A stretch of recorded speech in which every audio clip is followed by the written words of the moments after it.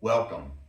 What you're about to see is a lesson that I wrote and recorded back in the fall of 2023 for the Encounter Bible study materials for this quarter, the spring of 2025. And so for some of you, this may be a rerun, but I hope that the theme, Costly Sacrifice, will be worth your time, worth seeing yet again.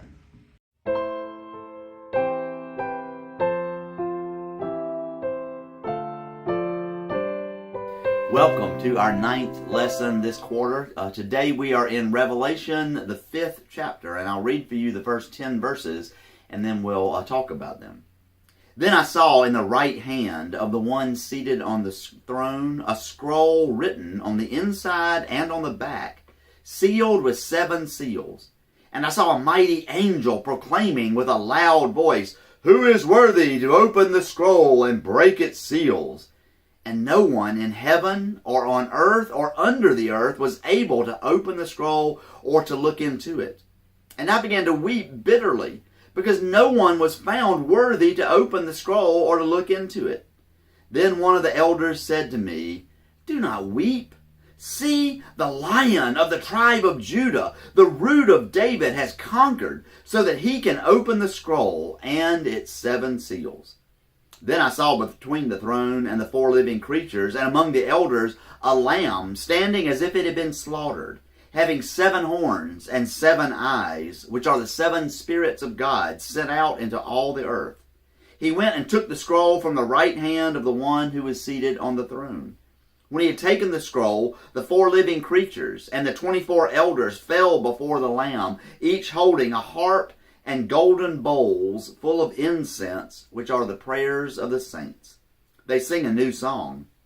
"You are worthy to take the scroll and to open its seals. For you were slaughtered, and by your blood you ransomed for God saints from every tribe and language and people and nation. You have made them to be a kingdom and priests, serving God, and they will reign on earth." Well, that's self-explanatory, right? We don't need to go any further. No, that's not, of course. Revelation is complex and difficult. A number of years ago, I had the opportunity to be in Romania to teach Romanian church leaders a Bible. And the task I was given was to teach them the Psalms. And so we spent a week in this intensive course where we spent many, many hours each day looking at the Psalms and studying the Psalms. And I was teaching them. And at the very end of the week, with just 3 or 4 minutes left in class, I asked, were there any final questions, anything you don't understand, any last questions you might have? One guy raises his hand and he says, "I've never understood the book of Revelation." I had to laugh and say, well, we've been doing the Psalms all week long. We haven't even scratched the Psalms. There's no way in 2 or 3 minutes I can do everything you need to know about Revelation. I couldn't even do that with multiple hours or weeks. But I did say, when you read Revelation, here's what you need to be looking for. Revelation should be comforting to us no matter what condition we find ourselves in or what situation we find ourselves in, because Revelation tells us that God has a plan and that God is ultimately going to redeem us, and God is ultimately going to redeem all of creation. And so we can move forward in our lives with confidence because of that. Well, we also don't have time in a single Bible study to fully understand Revelation. And one of the worst things that we could do when studying this complex book is just to take 10 verses like I just did completely out of context and then try to figure out what they're trying to say to us. We need to know a good bit about the context and the purpose for which it was written. John is the author of Revelation, as you may know. We do not know if he is John the evangelist who wrote the gospel or John who wrote the letters. They may all be the same person. They may be 3 different people. We really aren't completely sure. But nevertheless, this John finds himself in the crosshairs of the great Roman Empire. And I think it's somewhat odd that the great and powerful Roman Empire feels threatened by the fairly small and really politically weak church. But they do. And part of the threat is that Christians just won't bow their necks to the empire. You are required in the Roman Empire to say that Caesar is Lord. And what do Christians say? Christ is Lord. Jesus Christ is Lord. That was a political statement they were making, refusing to say that Caesar was Lord, that Caesar was the Son of God, another title that Caesar took for himself, but rather that Jesus is the Son of God.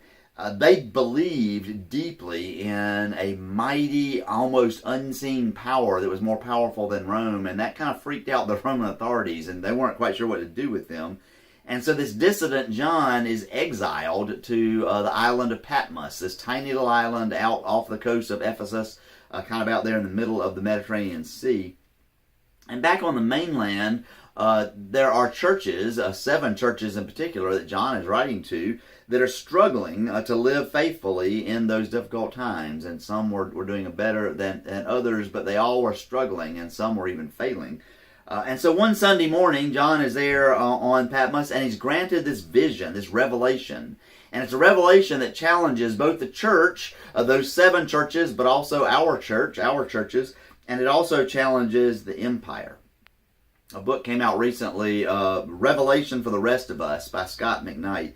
And part of what he says in there, I think is pretty powerful. He says, in the book of Revelation, John instructs the 7 churches of Western Asia Minor on how to live as Christian dissidents in an empire racked by violence, power, exploitation, and arrogance. Follow the way of the Lamb, thumps the drumbeat of this book. Yet many discussions of Revelation completely miss this key message. Michael Gorman is right. Revelation is not about a rapture out of this world, but about faithful discipleship in this world. This is one of the keys to reading Revelation well, that we understand the dual critique of the church and the empire. Reading Revelation well requires recognizing that Revelation has much to say. It makes no sense until we first see how it speaks a powerful encouragement to be a dissident disciple. And the first step in understanding this is learning to use our imagination. And chapter 5 immediately asks us to use our imagination. John is in the heavenly throne room. God is seated on the throne, but John doesn't give us much description of God. But as the 5th chapter opens, John notices that in his right hand, God is holding a scroll, and it is sealed with 7 seals. N.T. Wright tells us to imagine that this is kind of like an architect's plan for a building, or maybe a general's plan for a battle, but it's all sealed up. And so as long as it's sealed up, nobody knows how to execute those plans. Another scholar suggested that in ancient Rome, a will would be sealed with 7 seals so that it would remain sealed during the lifetime of the person. But when the person dies and the seals are opened up, then the heirs are able to execute the will and receive their inheritance. And so there's a sense in which the inheritance that God is offering to us is the redemption of the world. The plans, the architectural plans there, are for the redemption of the world. And so John hears this loud voice asking, well, who is worthy to open this scroll up? And no one on the earth or above the earth or under the earth is found worthy. And John begins to weep, because if no one can open up the plans can't be executed. Another way of looking at it, like you just mentioned, we can't receive our inheritance if no one is worthy to open the scroll. My wife and I are fairly recent empty nesters, and we from time to time get a letter that comes to addressed to our children to the house. That's some kind of an official letter from the Department of Motor Vehicles or the Clerk of Court or whatever, some kind of a letter. And we usually call them and say, do you want me to open this and tell you what's in it, read it to you, or do you want me to mail it to you, or what? We don't feel like we have the authority just to open it ourselves. It's not addressed to us. It's an official document, and at best, I suppose, it would be unethical to open it, and at worst, it could even be a crime to unopen it. And it's not so much that we aren't worthy to unopen it, but we're not authorized to. And there's a sense in which John here says no one, not only is no one authorized, but no one is worthy to be able to open that. He begins to pray, but then, as he begins to weep, one of the 24 elders that surround the throne, and the 24 elders likely symbolize the 12 tribes of Israel and the 12 apostles.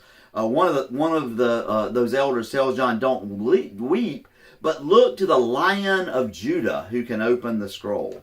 And so then John looks, I suppose, to where the elder is referring, and it is not a lion, but it's a lamb standing there kind of in between the 4 creatures and the 24 elders there next to the throne. And the lamb takes the scroll from the hand of God. And the 4 creatures, and they likely are symbolizing all of creation. See, all of creation is involved in redemption, not just humanity, but all of creation. So that's probably what the four creatures symbolize, and then all the 24 elders, they immediately fall down before the Lamb.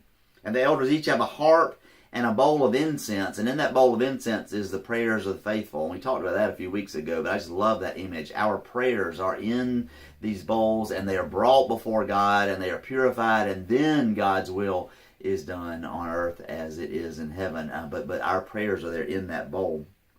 And then they sing a song declaring the worthiness of the Lamb, because he was slaughtered in order to save saints from every tribe and language and people and nation. His sacrifice essentially transforms them and us into unworthy servants to priests, royal priests, a kingdom of priests. Let's dig a little bit deeper.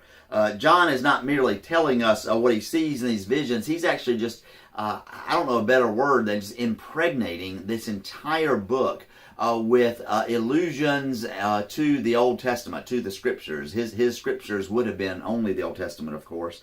And it's almost as if every verse has multiple references to the Old Testament. There are 404 verses in Revelation and over 800 quotes or allusions to the Old Testament in the book. And it really is testimony to the biblical literacy of all of the people who would have been in those 7 churches, because they would have picked up on all of these references. And it's an indictment on us that we miss most of them. I dare say we catch very, very few of the Old Testament references that are in there. And missing the references means that we're missing the meaning, of course, as well. Let me just give you an example. Just that first verse in the passage where John sees God holding the scroll there, and it's sealed with the 7 seals. That refers to at least 3 different books of the Bible. Ezekiel 2:9 says, "And when I looked, behold, a hand was stretched out to me, and behold, a scroll of a book was in it." And that passage goes on to talk about there's writing on both sides of the scroll, which is exactly what it says in Revelation as well. Then in Daniel 12:4, "But you, Daniel, shut up the words and seal the book until the time of the end." And so here we again have this idea of the words all shut up in this book or in this scroll, sealed until the end, which is what's going on in Revelation. And then finally in Isaiah 29:11, "The vision of all of this has become for you like the words of a sealed document. If it is given to those who can read with the command, 'Read this,' they say, 'We cannot, for it is sealed.'" And so there is when it's asked who is worthy, and no one is found to be worthy. We can't read it. It's not sealed. Well, all of those allusions the early readers likely would have been aware of, and we just blow right by them and don't hear them. But I want to pay particular attention to the allusion and to the symbolism of the Lion of Judah and the Lamb that was slain.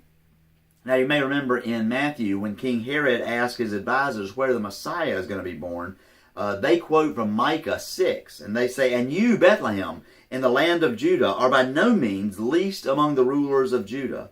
For from you shall come a ruler who is to shepherd my people Israel." And then later in Micah 6, Judah is described as a lion who will conquer evil. And so right there in Matthew, quoting back Micah, we have this idea of Judah being a lion that will conquer.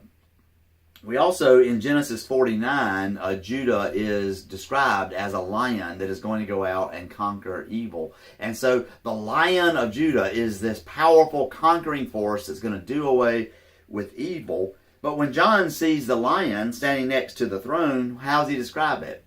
"I saw a lamb looking as if it had been slaughtered. And the lamb had 7 horns and 7 eyes. And the 7 eyes were the 7 spirits of God going out unto all the world." When that 7, you probably know, is a complete number. Anytime we encounter 7 in the Scriptures, it's talking about completeness. 7 days makes a complete week. And so this is a symbolism for the lion, or the lamb, who is the lion. First being omnipotent, having all power. That's the 7 horns. And the 7 horns symbolize God's power, going all the way back to the story of the Battle of Jericho. And 7 priests took 7 horns and they blew them and marched around Jericho 7 times, and then the walls came down. God's power is manifest in those 7 horns, and God's power is very different than earthly power. They don't battle Jericho with bows and arrows and spears and swords and those things. It's with the horns, and that's what causes the walls to fall down. God's power is different, of course. So the Lamb has all power, 7 horns. The Lamb also has 7 eyes. The Lamb is omniscient. The Lamb can see everything. And the 7 eyes are the 7 spirits, and that's likely the symbolism of the Holy Spirit, who is not only seeing everywhere, but is everywhere. So the 7 eyes have gone out all throughout the earth. There's a passage in Zechariah 4:10 that talks about 7 eyes on a stone, and it says, "These 7 are the eyes of the Lord, which range through the whole earth." And so the Lamb is omnipotent, is omniscient, and is omnipresent, is all-powerful, all-seeing, and is everywhere. But yet, this all-powerful, all-seeing, all-present Lamb has been slaughtered. And when the elders sing the song of praise, they praise the Lamb for being slaughtered in order to save the people. And we might ask, well, what happened to the conquering Lion of Judah? I mean, our Savior, we'd rather be the Lion of Judah than a lamb to get slaughtered, right?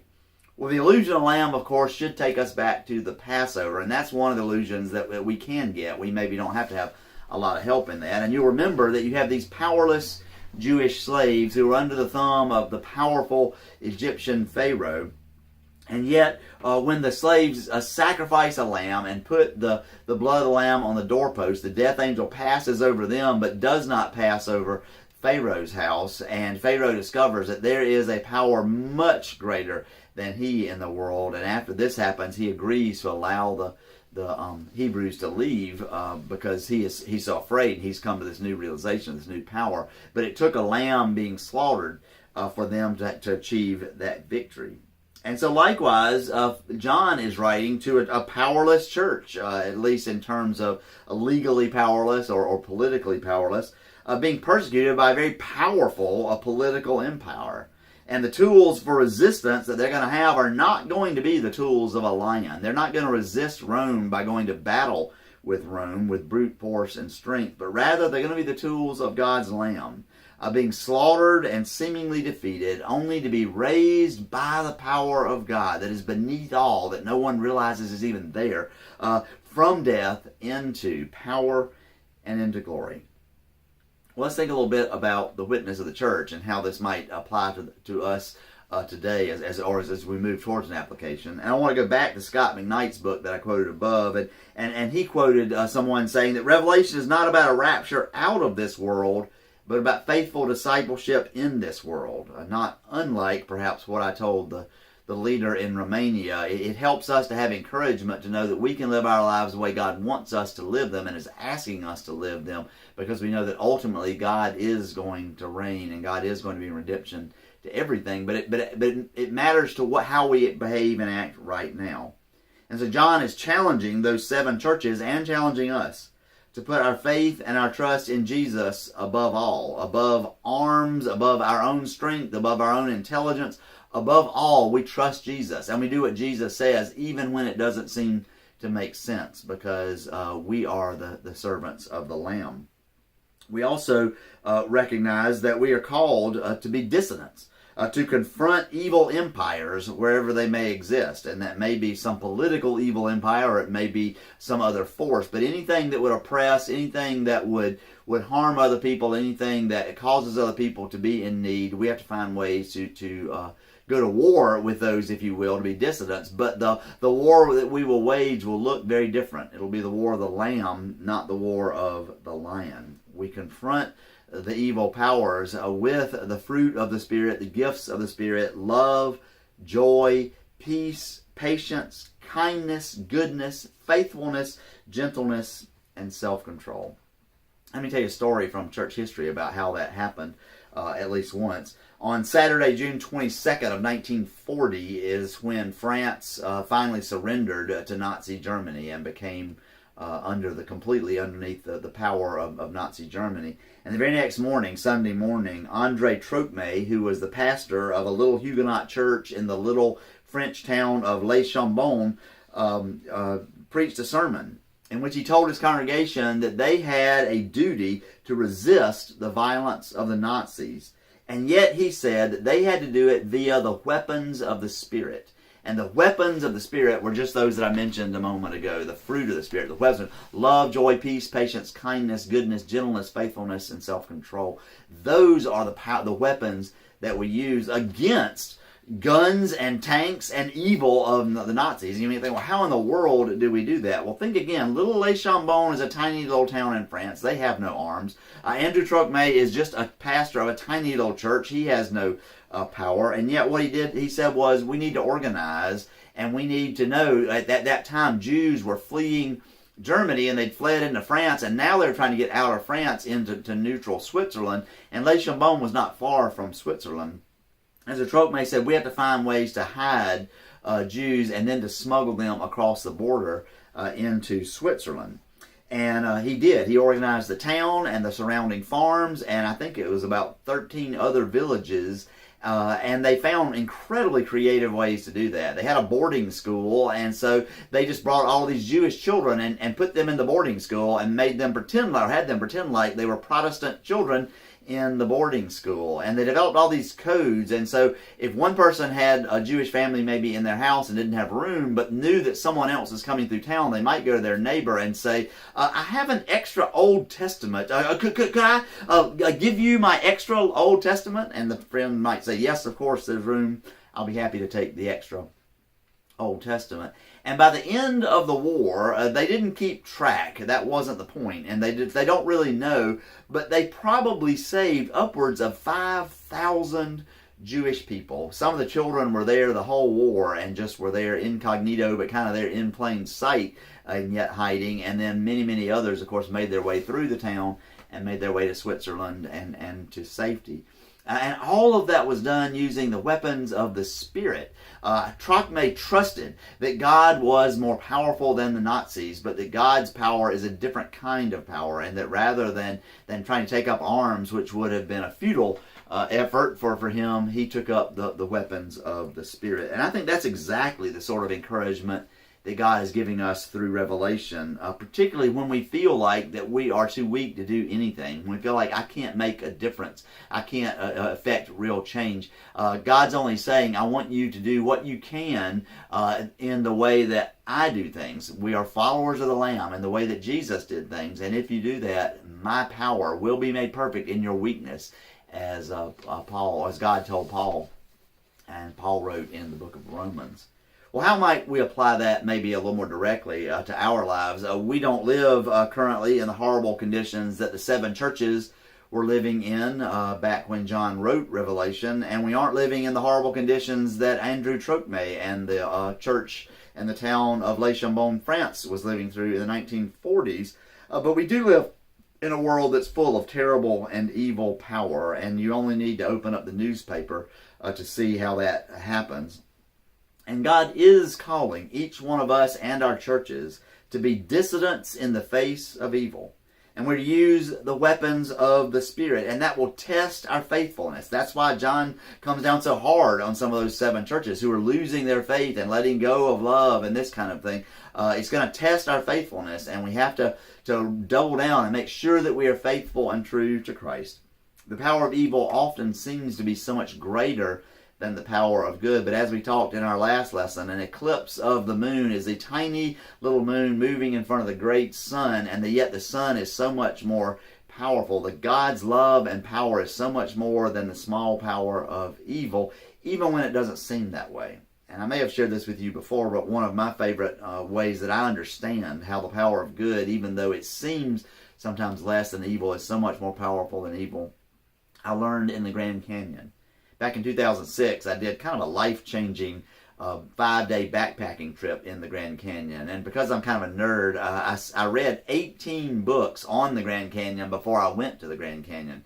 I read books about the flora and the fauna, the plants and the animals in the Grand Canyon. I read books about the human history of the Grand Canyon. There was this encyclopedia of every recorded death that has happened in the Grand Canyon, and I read that. And the books I enjoyed the most, oddly enough, were the books about the geology of the Grand Canyon.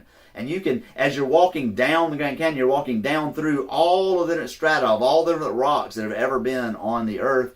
And the way the Grand Canyon was formed, of course, was by the Colorado River cutting through those rocks. And what is going on there is there's two tectonic plates, and one plate is pushing the other one up, which is why California has all the earthquakes as well. And as it gets pushed up, the Colorado River is cutting down.